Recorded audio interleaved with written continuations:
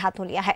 चलिए आगे बढ़ते हैं खबर भोपाल से, जहां पीएम मोदी की सुरक्षा में चूक के मामले को लेकर अब पंजाब सरकार के विरोध में बीजेपी मौन धरना करेगी। कुशाभाऊ कन्वेंशन सेंटर गांधी प्रतिमा के सामने मौन धरना किया जाएगा। इस धरने में कई मंत्री और पार्टी के प्रदेश पदाधिकारी शामिल होंगे। मौन धरने के बाद राजभवन पहुंचकर राज्यपाल को ज्ञापन भी सौंपा जाएगा। तो आपको बता दें, बीजेपी लगातार विरोध प्रदर्शन इस घटना को लेकर कर रही है। 13 जनवरी तक अलग अलग चरणों में पंजाब सरकार के खिलाफ प्रदर्शन होगा। पीएम मोदी हमारे अभिमान के नाम से कार्यक्रम तय किया गया है। जिला मुख्यालय पर मानव श्रृंखला बनाकर कार्यकर्ता प्रदर्शन करेंगे। वहीं बीजेपी के इस प्रदर्शन पर कांग्रेस ने भी पलटवार किया है। लिखा है कि बीजेपी अपनी नाकामी छिपाने के लिए इस तरह के प्रपंच कर रही है। इंदिरा गांधी पर भी हमला हुआ था, हमने कोई नौटंकी नहीं की है। पीएम सभी के अभिमान है, ये कहना है कांग्रेस का।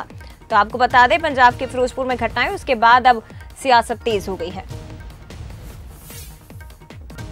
जनवरी को भारतीय जनता पार्टी के सभी कार्यकर्ता, जिसमें हमारे नौजवान साथी ज्यादा अपनी भूमिका निभाएंगे, कि जिला मुख्यालय में मानव श्रृंखला बनाई जाएगी तथा नारे के साथ हमारे प्रधानमंत्री जी हमारे अभिमान, इस नारे के साथ मानव श्रृंखला पूरे देश के अंदर और मध्य प्रदेश के अंदर हर जिले में भारतीय जनता पार्टी के कार्यकर्ता करेंगे।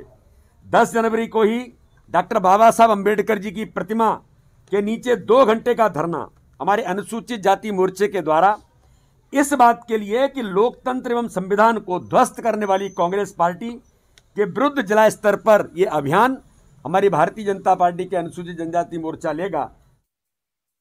इंदिरा गांधी जी के साथ भुवनेश्वर में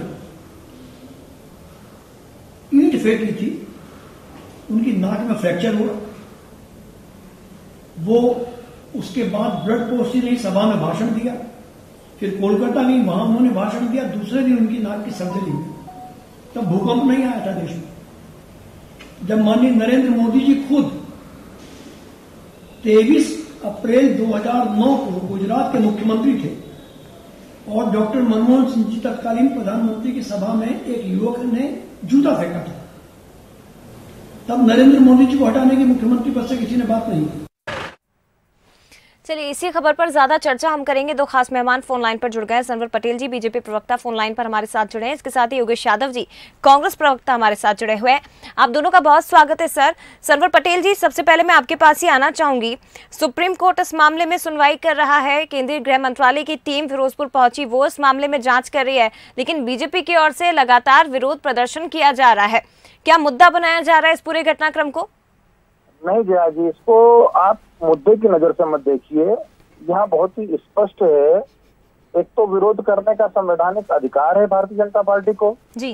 दूसरा, जिस प्रकार की घटना को अंजाम दिया गया है, यह कोई सामान्य घटना नहीं है, यह कोई सामान्य भूल या सामान्य चूक भी नहीं है जी।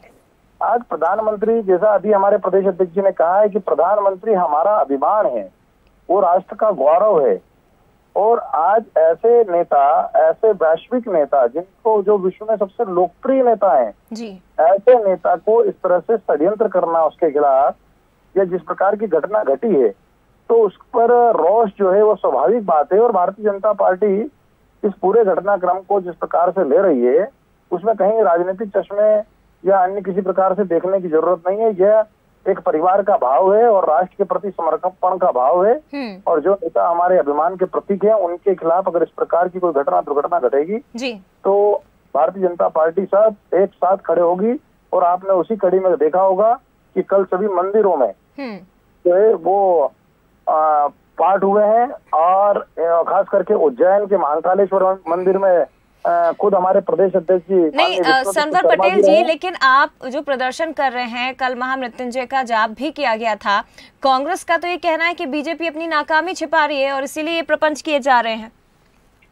देखिए अपने नाकामी कहाँ से, नाकामी तो नाकामी के साथ साथ षड्यंत्र तो उनका उजागर हुआ है।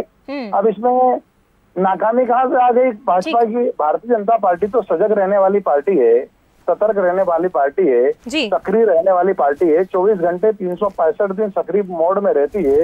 आपने मध्य प्रदेश में देखा होगा, लगातार बैठकों के दौर जारी है, किस प्रकार से अधिकारियों को सख्ती के साथ जवाब ले लेते हैं सरवर पटेल जी, समय की थोड़ी सी कमी है, जवाब ले लेते हैं। योगेश यादव जी हमारे साथ जुड़े हुए हैं। योगेश जी, एक बड़ी घटना हुई है, अगर बीजेपी इस पूरे मसले को लेकर पंजाब सरकार के खिलाफ प्रदर्शन कर रही है तो आपको क्यों लगता है कि प्रपंच किया जा रहा है? क्या घटना की गंभीरता को नहीं समझ रही है कांग्रेस, जबकि सोनिया गांधी भी फटकार लगा चुकी है कांग्रेस सरकार को पंजाब में?